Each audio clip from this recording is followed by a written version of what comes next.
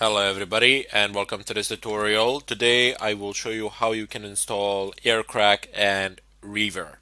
So Aircrack is pretty simple. Just type in yum install aircrack-ng and it's going to pick up the right version by default. So just go ahead and press enter.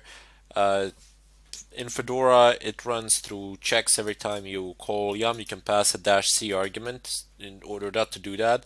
It says package aircrack-ng is already installed and latest version. But if you might be prompted for a question along the way. If you want to skip that, just go ahead and type in -y. That's it. With this command that I am selecting at the moment, installation will fly through. You won't be prompted for any questions, and you will have aircrack-ng installed on your system without any problems.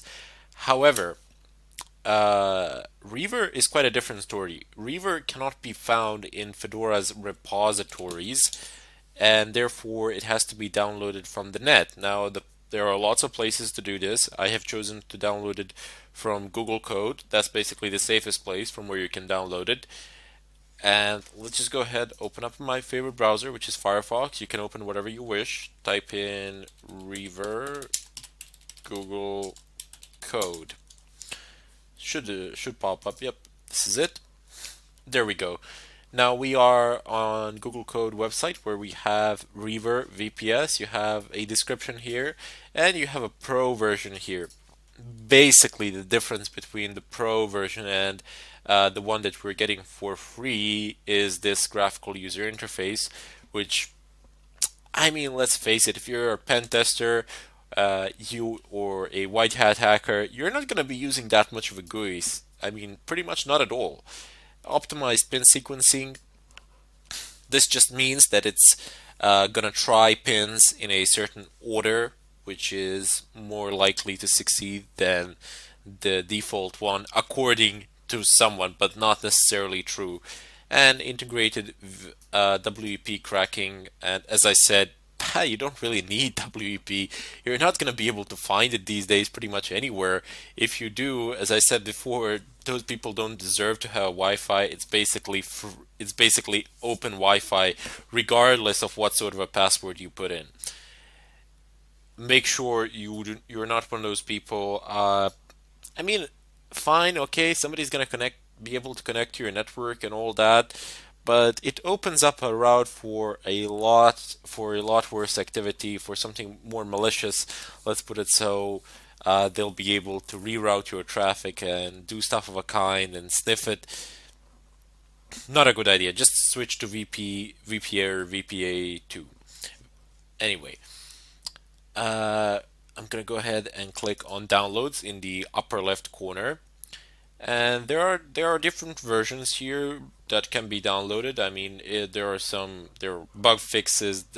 There are no fundamental differences in the way that Reaver works in between these versions, but there are bug fixes definitely, and that is very nice. It is maintained. The package, there's support for it, and so on. So just go ahead and click on reaver 1.4.tar.gz, and it says reaver.tar.gz here, file description, etc. This is a checksum. You can use this in order to verify is your file intact, but I'm not going to do that now. I'm just going to go ahead and download it. So once it is downloaded, you can go ahead and open up the folder in which it actually exists, and I have a lot of things here. Where is it? Where is it? Here we go. So it says I have different versions that I have downloaded from different sites, but if you find this package that I am selecting for you at the moment, it says Reaver 1.4 FC20. The letters are pretty small, and this is maximum that I can zoom it in. Don't download it. It doesn't work that well at all.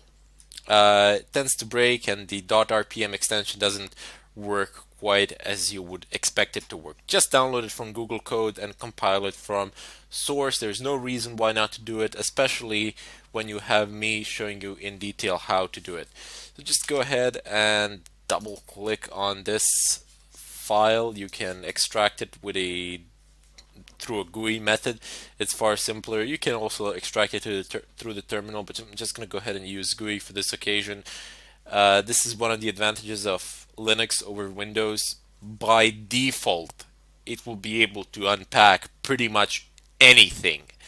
Zip, tar, uh, WinRAR, whatever, it's going to be able to unpack it, no problems, which is fantastic.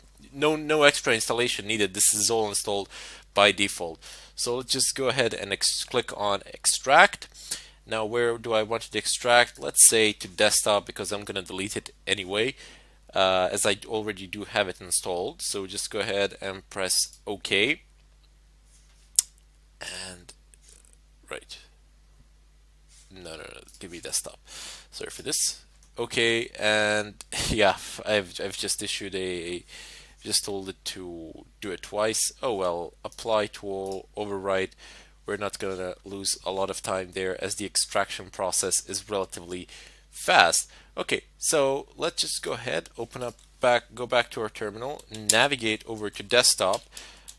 Oops, desktop, and I imagine I have a lot of things there. Nope, it's not this one. Okay, so cd home chronic desktop, enter ls, and do I have it here? Yep, there we go. So clear, oops, clear. Let me just show you that I do in fact have it. Ll. It's much neater if I do it like this, and there we go. Reaver 1.4. Let's navigate over to that folder.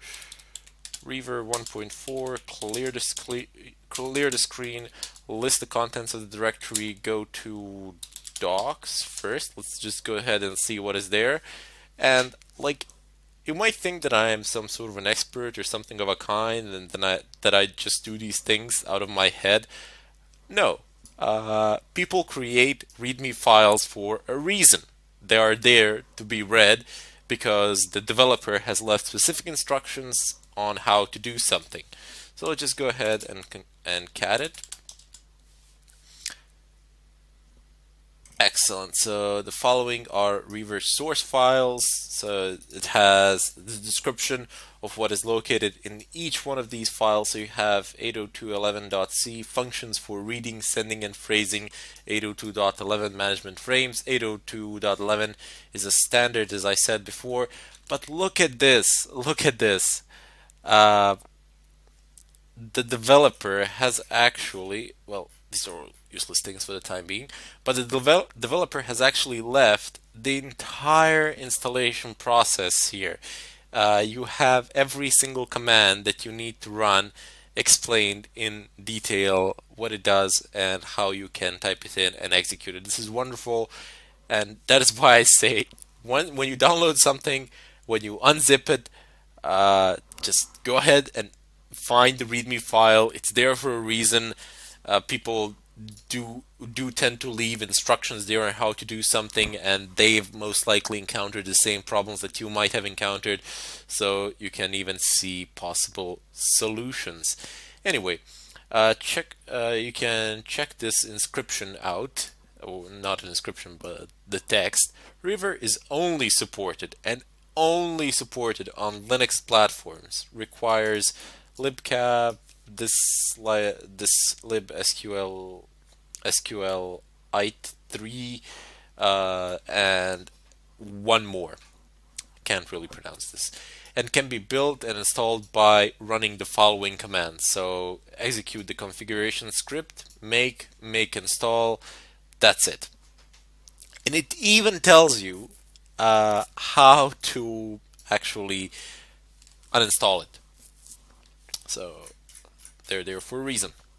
Anyway, ls, of course, you cannot run the configuration file from here. You need to reverse course and go to source from src. Let's see what is in there. There we go. We have configure, and you can see by default here it's executable. If I just give you a longer listing, configure, there you go. It has an X permission here, here, and here. So the user has it, the group has it as well. Anyway, type in /config configure. So now it's checking for stuff. It has its dependencies without which it cannot function. Type in make. Up, there we go. It's running through. So I didn't do anything out of my head here. I just went on the web. I found the safest place I can find to download the code from, and I'm compiling it here as the creator, as the developer of the code instructed me to do it. And the instructions aren't that complicated, just 3 commands. And the final command is make install. Now it's going to give me a lot of errors here. Well, not errors, but warnings primarily, because I already have it installed. And see here it says RM.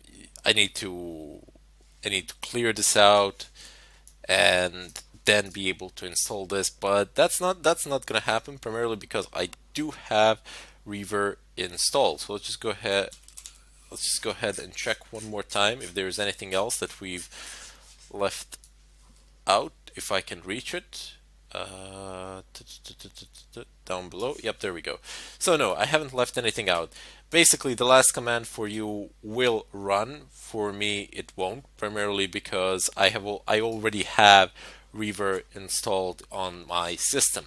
If there are any problems, feel free to post it in the question section. I will be more than happy to help you out.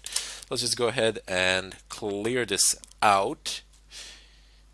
Let's test it. Let's see. So type in reaver -- help. Excellent. It is installed, it is functional, it is responsive to our commands, and here is the syntax for Reaver. This is the basic syntax. Of course, you can pass all of these arguments to it, and there are quite a lot of them. Basically, what you say is -I for network interface and -B for BSSID, or for the MAC address. Simpler put quite simply, for the MAC address, here you have it. This is just a sample MAC address that has been generically placed here. And of course, we have, even for Reaver, -VV for double verbose output, which is fantastic. Let's just go ahead and clear the screen. That was a way in which you could have installed Aircrack and Reaver in Linux. But just in case you are a Windows user, I'll show you how to do it in Windows. Until then, I bid you farewell.